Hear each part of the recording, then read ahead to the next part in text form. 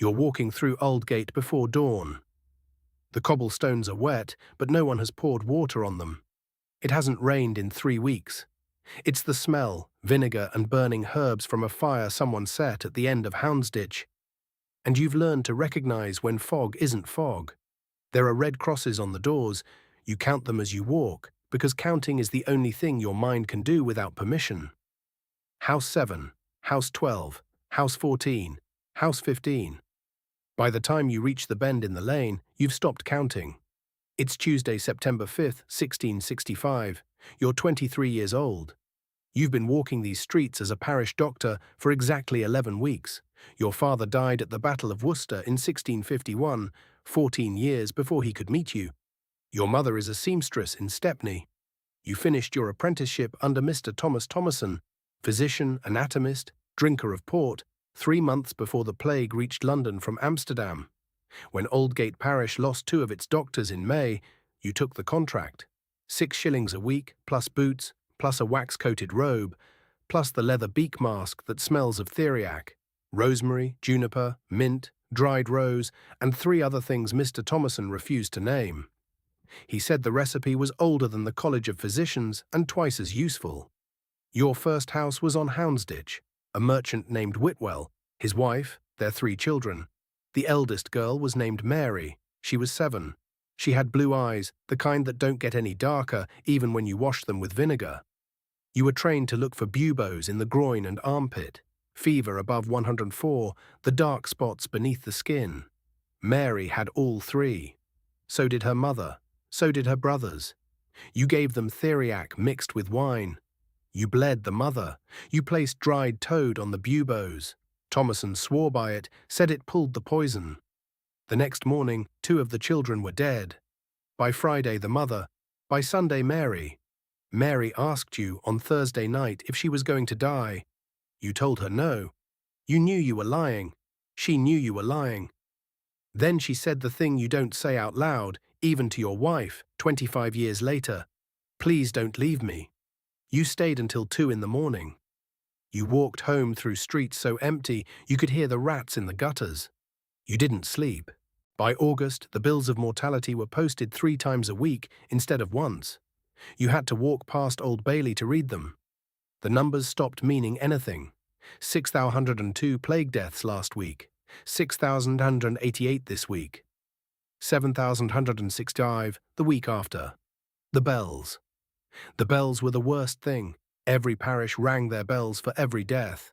3 short tolls for a child, 6 for an adult, 12 for a priest. By the 2nd week of September, the bells of St. Botolph's never stopped. You'd walk down Mitre Street and the air itself was vibrating. You stopped going home at night. You slept in the parish almshouse, in a small cell with 3 other doctors. None of you spoke. You ate bread and onions because nothing else was being sold. You stopped believing in theriac in early August. You kept giving it because you had nothing else. On September 14th, you remember the date because it was the day they pulled 15 carts past the parish house in 1 hour. A boy ran into the almshouse and said your master was sick. You went to Threadneedle Street. Mr. Thomason was in his bed. The buboes had already opened. He couldn't see clearly anymore. He recognized your voice. He said, "John, take the cane." His cane was leaning against the wall by the bed. Walnut, dark with age, the handle carved with oak leaves. His master's master had made it. He never said the man's name. You took it. He said, "You carry this now, and remember, you didn't fail. None of us could save them. We only walked with them." Then he died, the way Mary died, quietly, holding your wrist, eyes already gone somewhere you couldn't follow. You walked back to Aldgate with the cane. You did not stop to weep. You had 4 more visits before sundown. The plague slowed by January 1666. Not stopped, slowed. People began to come back to London. Your parish gave you a coat, a small purse of coins, and a letter of commendation. You took rooms above a baker on Pudding Lane. You did not know the baker's name. You did not know that on September 2nd, just before midnight, his oven would not be properly extinguished. You did not know that by morning, the entire bakery and 3 houses on either side would be ash. When the fire reached your rooms, you were not home. You were sleeping in St. Bartholomew's Hospital. You ran back when you heard. The flame was already as tall as the steeple of St. Magnus. You lost your notebooks, 11 months of casework, every name, every address, every dose, every outcome. The cane survived because you'd taken it with you to the hospital that morning. Of everything you owned, only the cane survived. The fire burned for 4 days.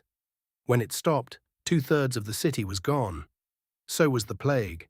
People said the fire saved London by burning out the disease. You didn't believe them. The plague had already been ebbing for months, but you understood why they needed to believe it.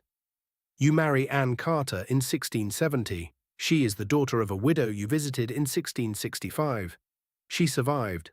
Her mother did not. By 1672, you have a daughter, Margaret. You named her after no one. You couldn't bear to use Mary's name.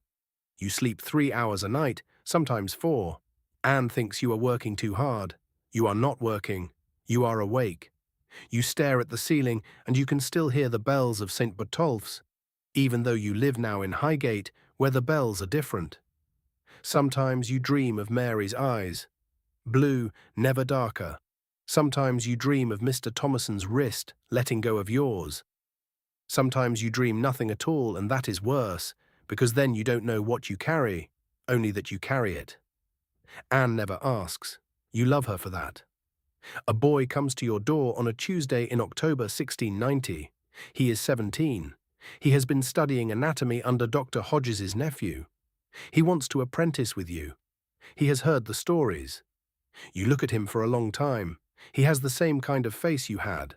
Not handsome, not afraid, just present. You walk him into the surgery. You show him your old instruments. You show him the bound notebooks from the years after the plague.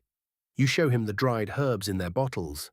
Last, you walk him to the corner where the cane leans against the wall. Walnut, dark with age, the handle carved with oak leaves. You haven't touched it in years. You hand it to him. You say only this: "You carry this now, and remember, you didn't fail. None of us could save them. We only walked with them." The boy looks at you and starts to ask something, but doesn't. He takes the cane.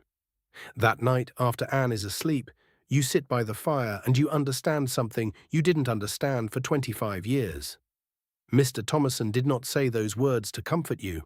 He said them because his own master, 50 years before him, had said them to him, in another bed, in another plague, in another year that was burning down.